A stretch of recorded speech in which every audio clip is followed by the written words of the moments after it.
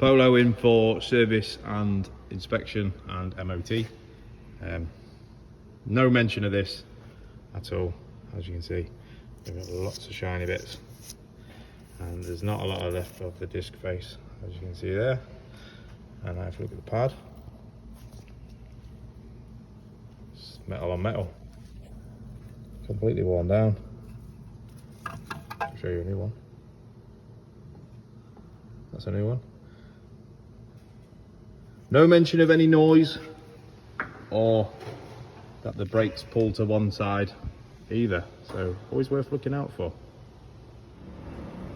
So just a little bit more to add. I've taken the pad out now completely, and that is what you're left with.